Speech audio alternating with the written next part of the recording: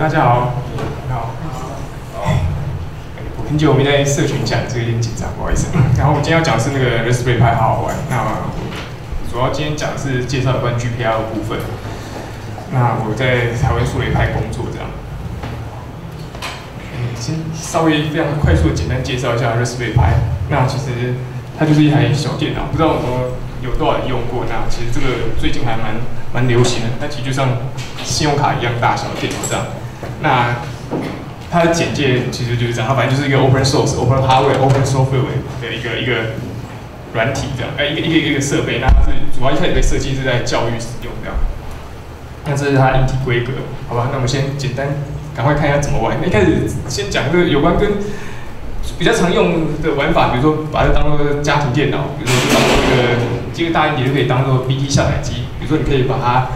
当做个人行动、个人阿宅电脑，或是你可以把它接个3G 网卡、接个无线网卡，当做一个无线 AP， 或是企业拿来当伺服器，或是你可以上面跑一个模拟器这样子。那或是你可以跑一个多媒体娱乐中心 XBMC， 那你也可以把多台串在一起，变成一个超级电脑这样。但是这几个玩法是比较直觉、比较蛮多人在用的。那其他的价值不止在这样子，那还可以怎么玩？那我们先看一下，先介绍一下今天的主题是这个 GPIO。GPIO 其实它英文就是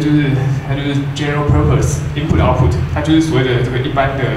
就是没有特定用处的这个 I/O。那其实我们看一下这个简单来说，我们现在看一下这个 IC。那像这个 IC， 它叫74LS151。它一开始在设计的时候，它已经被定义了说，比如说这一排是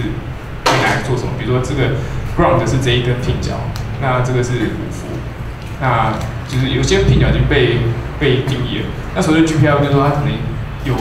规划某几根拼角是没有特定用途，就是你可以拿来做，比如说输入或输出的使用。那这种拼角就是所谓的 general purpose， 就是 GPIO。那这是常常用在我们就是就以前 IC 其实就是如果说你要存取某些资源，某些 IC 的资源，那如果是它的角位都已经被定义好的时候，你能做的事有限，但是我们就会希望说，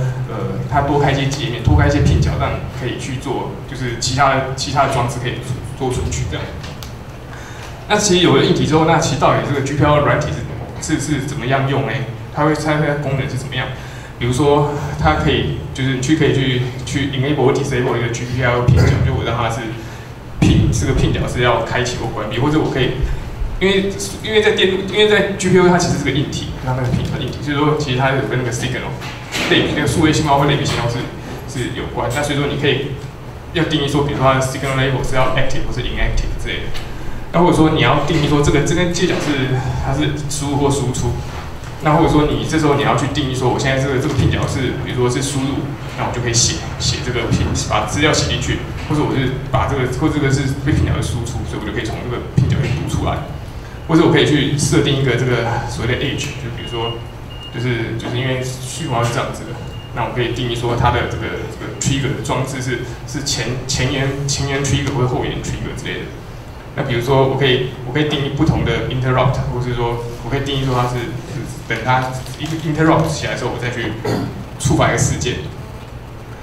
那其实那 GPIO Raspberry Pi 的 GPIO 就是右上角这个有26根拼角这样，那26根拼角，那其实都有特定有几根有特定用途，比如说有3伏的电源或5伏的电源，或者是有几个 ground 的，那其他很多都是所谓的 GPIO 这样子。就是它没有，就是你可以 runtime 的时候，就你可以写程式的时候才去 configure 说这个拼角作用是什么，比如说它的输入或输出，或者它的 probe 是什么。那所以说它资源的 probe 可能资源 SPI、I2C、UART、PWM 之类的 protocol。那我们从那个 Linux 的角度来看，那如果是从 kernel level 来看的话，其实所谓的GPIO 拼角，其实它就是长个 device node 出来。比如说 I2C 的话，它就是长成device I2C 之类的 I2C。那如果是 SPI 的话，就长成在这个device 下面有个 SPI 的这个 node 这样。或者说你可以用这个device memory 这个节点去存取实际的这个记忆体的位置空间这样。那所以我们可能透过 read write IO control code， 就是可能driver可能透过 read write IO control 去读取这个 device node， 那你就可以去存取这个硬体资源。那所以说写 driver 就是大概就是做这些事情。那如果说你从这个应用层角度来说，比如说你用写个 C 程式啊，写个什么程式的 Qt 程式什么的，那怎么做呢？那其实，在 kernel 2.6 之后，这些 device node 这个 device 装置，它会长成在 Linux 下面，它会在 runtime 在启动的时候，它会在你的根目录下面长出一个所谓的 system 的 file system 的 file system。那它其实就是在根目录下有个 sys 的这个目录，它其实是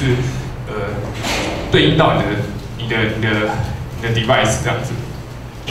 那所以说你可以透过去存取这个 sysfs 这个目录，这个虚拟的目录，然后去做到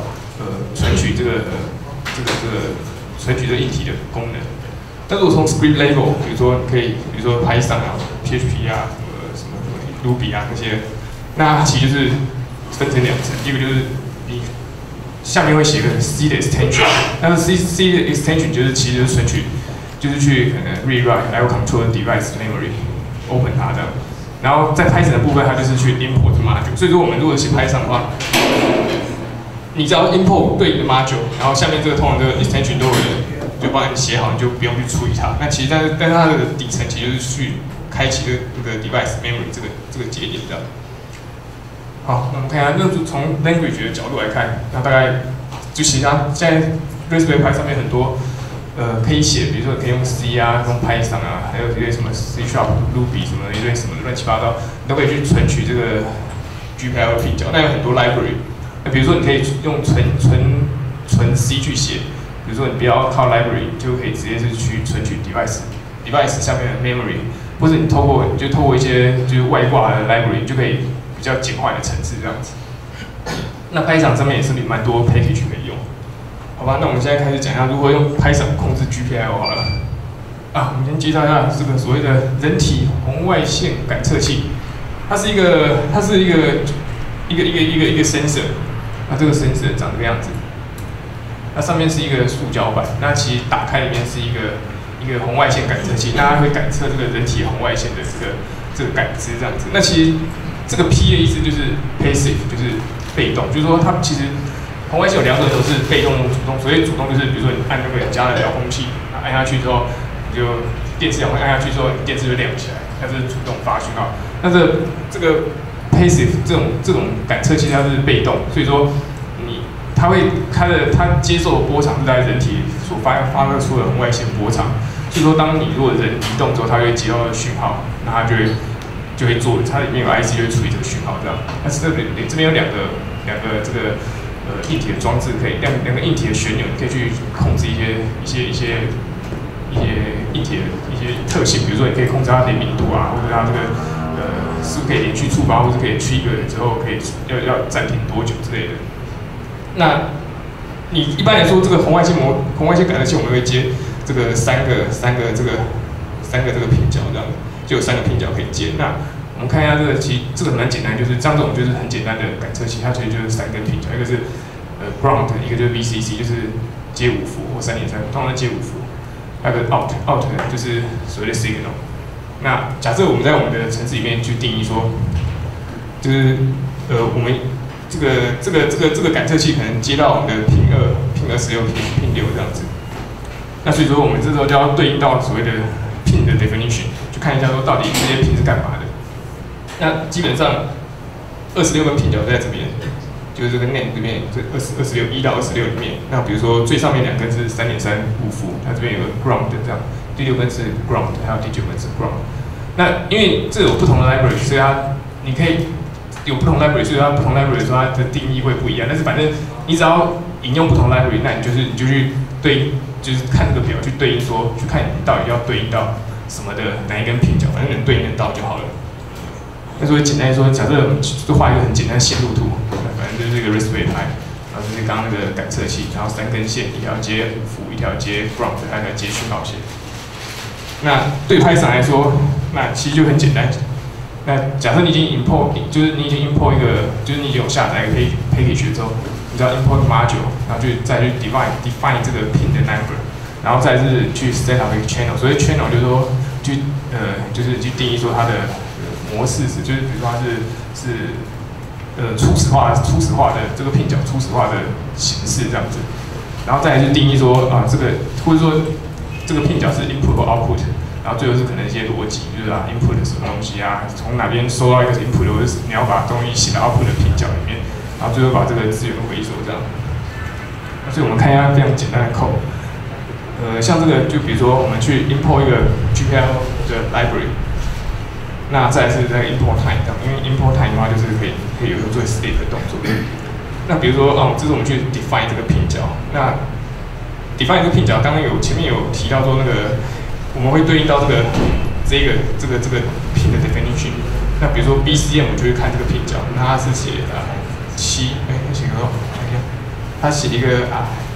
BCM， 那所以我们就看这个 pin 角，如果 pin 的7的话，就会对应到那个实体的26号 pin 角。然后再是我们去定义说这个 pin 角，这根 pin 角7号的 pin 角，它是 input 的 pin 角。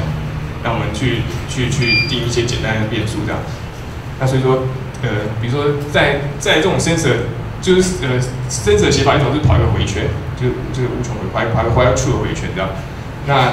它就一直去做 polling 动作，所以说当它感测到人经过，那它就会出现一个讯号，就比如说我就 print 一个 motion detection 这样，那 detect 完之后，它就是再 print ready 这样子。那比如说像这样的话，我们举例一下。我们就看一下简单的 demo。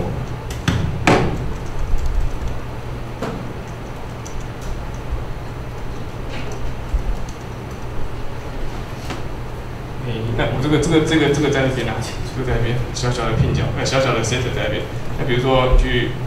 它 ready， 那假设我手移过去，没有反应。它就会感测到这样子。那如果说手没动，它没反应，所以这个东西其实蛮常出现在，比如说我们那个楼梯转角，人走过去，它就灯就亮，人走了。其实这个等一下也会做类似的东西这样。那实际上这个就是很简单，就是只有一个 sensor 这样。那所以说我们可能会再加一点比如说我们再加个继电器，对不对？那继电器就是说，它的目的是用小电流控制大电流。因为我们家里的电压是115的电流很大这样，但是你这个5伏，如果说你要驱动一台电视、一台冷气、一台电冰箱是没办法直接驱动，所以通常会透过继电器。那继电器原理反正就是它一样接，就是你家里的那个电器，然后2条线接进来，那它利用这个切换，让它是开关或开或关这样，所以它其实就是一个类似磁簧开关的，然后就是用这个小小的这个继电器，然后去让你这个家里那个电器是电有通或没通这样。所以比如说我们接一个灯泡，然后接一个光明灯这样子，接一个光明灯，然后我们再接一个，然后接一条线这样子，然后接一下。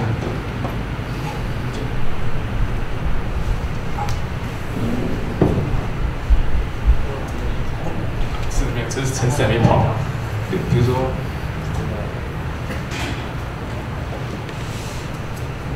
这时候它就没有反应。但是如果说假设你家的楼梯间有人走过去，它就会亮，然后过一会你走上去之后就不亮，然后再走过去，它就亮。那其实这样也是很简单的一个应用，对不对？非常简单应用。好，然后但是我们就会发现，其实 sensor 很多，你知道，其实 sensor 看起来蛮简单的。等一下把它切掉，一直亮，好讨厌。sensor 其实很多随便找了30-40种 sensor， 很多 sensor 其实看起来都不是很难。有这么多种，所以说你就发现，写稿你可以写100个嘛，因为反正就是大概就是 VCC 跟什么 ground， 然后接一条讯号线出来，好像继电器也是这样嘛，反正就是侦测到了之后，就去就是 output 的进去，你就写个 output 的进去，然后它就那个开关就开或关这样子，所以很简单，对不对？其实好像没有这么简单，因为你要想一下，从电子学入门就要开始看说，哇，到底一张线路图上面，比如说它的 GPIO 是这样，那如果说你要接很多种奇怪 IC， 你就会发现它的 protocol 有很多种 protocol， 那很多种元件特性，其实没有那么简单。比如说我们讲它这个很常见 ，UR 一条线变两条线，两条线的时候我们就很紧张，因为有些事情会发生这样。比如说 UR 就是它其实就是多一条线，就 R 叉跟 T 叉，那就是刚刚那个 sensor 其实就是一条线，就是讯号输出，就是比如说那个红外线感测器，它就是一个 sensor 输出而已，输入它就读 input 进来。那这个继电器就是输出，就要控制那个继电器的开跟关。那 UR 的话，可能就是两条线，那比如说 R 叉跟 T 叉这样，然后线就比较多。那比如说我们常听到 I2C，I2C 其实是它是这个它也是两条线，是很简单，一条线就是 data， 一条是 clock， 所以它其实是算是它不是双工，它是半双工这样。那它有个好处就是一条线，一个 master 它可以接多个 slave 这样子，然后它反正有些 protocol 你可以用 C10做这样，比如说这个它根据这个 clock 的一个状态改变的时候，那它告诉它这个 data 开始读 data， 那可能 clock 的状态改变的时候表示我不收 data 了，类似这样子。那比如说SPI 是个常见的 protocol， 那它更复杂，它有5条线，4条线，不好意思讲错，4条线啊，它4条线是 clock， 还有这个所谓的 MOSI 跟 MISO 这样子。这就是它也是那个主从式架构 master 跟 slave， 所以说 master 可以 output 到 slave， 那或是 slave 就是 output 到 master 这样，所以就是它虽然是双工的，还有一个就是所谓的 SS， 就是比如说它去定义说这时候是绿色的要可以用，蓝色就是反正同时之间其实也是只有一个 chip， 就是一个 slave 可以跟 master 沟通这样。那再来是比如说 PWM 我们也常用，所谓数位讯号去模拟类比讯号，因为其实这个从这个 Raspberry 拍出来的是数位讯号，就是0101的讯号。但是比如说我们要控制一些，我们希望有一些类比讯号，比如说我们希望控制明暗或者控制一些马达的时候，我们会它就是叫输出类，就是它就要读类比讯号才把作用。比如说明暗我们想象，比如说这个电压的改变会让这个电压越大的时候，电压越高的时候，那灯会越亮；电压越低的时候，灯就会越暗。但是比如说你数位讯号怎么去控制它的这个电压高跟电压低？因为没办法嘛，因为其实它不是0就是1嘛，所以它就是除了不是0伏，就是可能5伏之类的。但是没关系，我可以用模拟的方式，比如说我可以让这个 frequency 就是这个频率，这个某一个这个所谓的 pulse， 就是这样是一个 period， 就是这样是一个 frequency 固定的 frequency。那可能在这个 frequency 里面，我可以让它不同的就是满载或是不载的时候的这个时间长短，可以让它看起来好像电压会改变。比如说，如果这个满载的时间很短，那看起来电压平均起来电压就很低；那如果这个满载时间很高，看起来平均的电压就会很高，这样子可以用这样去模拟。哦，其实这个对，先不要管那么多。你有没有听过套件啊？对，因为所以其实你就会发现啊，你如果想那么多，你其实搞不清楚那个 protocol 到底怎么做，其实实作上其实都蛮复杂的。但是还好有套件嘛，比如说什么 GPIO 套件啊，什么 RPI 套件啊，什么什么关系 RPIO 套件嘛，什么 UR 的套件啊，就是比如说你用 serial port 读。I2C 的套件啊，什么 SPI 的套件，反正很多 library。所以其实刚才讲那么多，你那个 PWM 的写法可能就很简单，就是什么类比数位的转来转去，其实你可能就很简单，去定义一个这个你取名这个你去 import 一个 PWM 的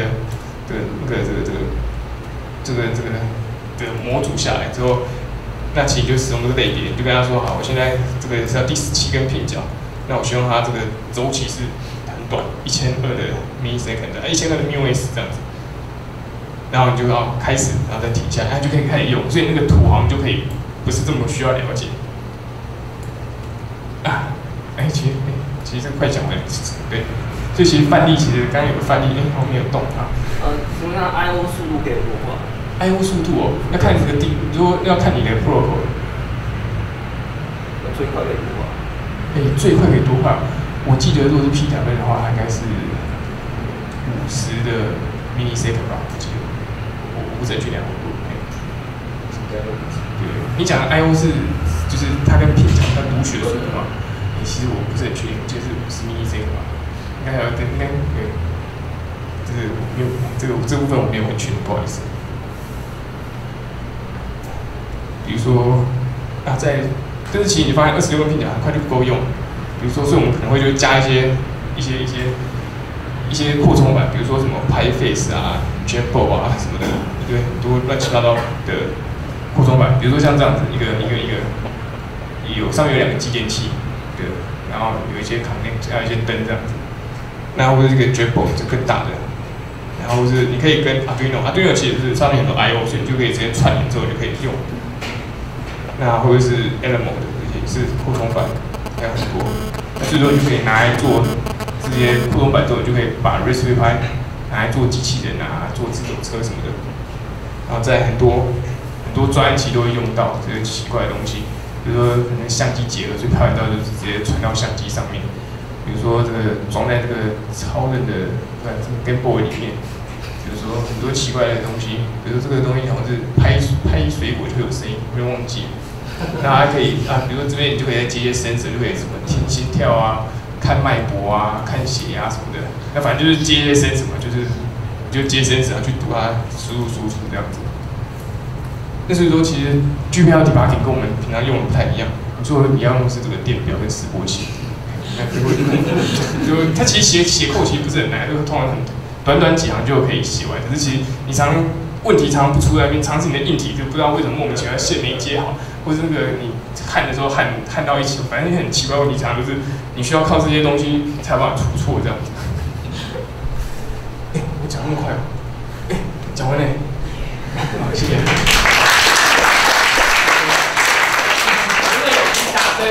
有问题就等一下再去问那个奶主啦。那有需要工商服务一下吗？怎么嘞？直接说要工商服务的。不好意思，说一次。就是你有没有想要卖什么东西？没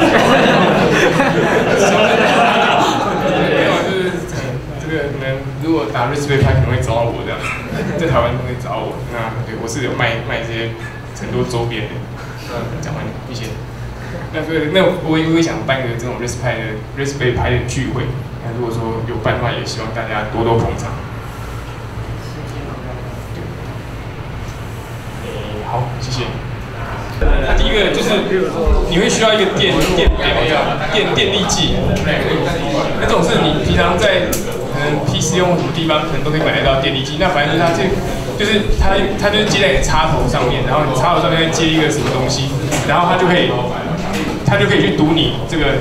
耗电量。比如说你现在用冷气、用电冰箱很耗电，那你就可以去读它的电压、电流，那乘起来变成它的这个瓦特数，它的功率可以去计算。就是说，一般家庭的这个家用电表、电力计，你就可以去读到它耗电量。但它其实你看到它这个东西，你去读它资讯都要通过这个小小的这个屏幕去读。那所以说其实蛮不方便。虽然号称是可以记录，但是其实它没办法记录。但是没有关系，你可以改装它。比如说，你把它打开，里面它其实就是个 IC。那这 IC 里面，那会有，比如说你可以加一个无线传输的模组，那去读这个 IC 的值，然后把它类比转数位，你就可以透过无线传输模组把它传输出去这样。那其实简单来说，大概做起来这样，就你会有一个主机，那配合若干个电力计，那中间透过这个802.16.4这个无线传输模组 XP， 你就可以将这个耗电量给传到这个主机上面。那实作是怎样？实作我们直接看好了。我们先看那个 raw data 是长什么样子？raw data 是长这个样子，看起来很乱。你看我们看那个，其实没有画图，等下图不知道会跑起来。那其实如果说是看那个，它就是反正会显示这个伏特数跟电流。那所以假设我用吹风机应该很耗电，所以你就看它那个什么东西，它那个值会有一个明显的改变。那我们通常都看，主要看那个电流部分啊，主要是看那个电流部分这样。对。那所以说，如果说用它跟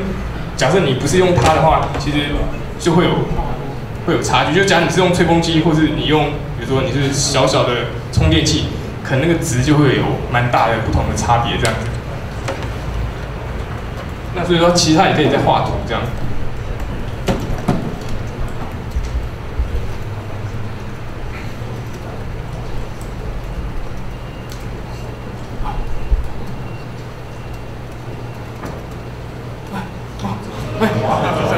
画图就不 demo。好，另外一个，那这就是一个无线传这个节能的那个概念，就是你要节能，你要先知道你的耗电量是多少，那所以你就需要个电表。那有个电表之后，再配合一个 Raspberry Pi， 其实不一定要 Raspberry Pi， 因为 Raspberry Pi 比较小，那你就可以去记录你的耗电量，啊，这是一个节能的一个应用。好，另外一个要展示一个是这个云端印表机。云端印表机，它其实它底下也是有一台 Raspberry Pi 在里面啊。那这台印表机它就是一台所谓的那个热感应的印表机。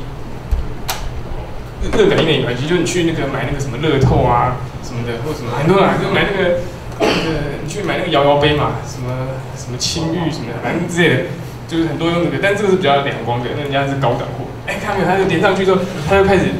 Raspberry Pi 就是去读这个 serial port， 然后就把他想要的资讯去印出来。比如说，他就会印说现在 IP， 它这台的印表机的 IP 是多少，然后会印一些比如说天气啊什么的。那你也可以印一些更多有趣的资讯，比如说你可以印自己的人像什么的。那这就是一台云端印表机，那就是可以用 Raspberry Pi 去控制这个里面一个很可爱的印表机这样。看到这热感应的印表机是这一台，里面有 Raspberry Pi 去控制这样。好，我觉得这个讲完了，就是彻底的讲完了。谢谢。那个如果想要参加 Raspberry Pi 的聚会，就可以找一下那个乃文这样。那大家可以继续聊天了，每次有人。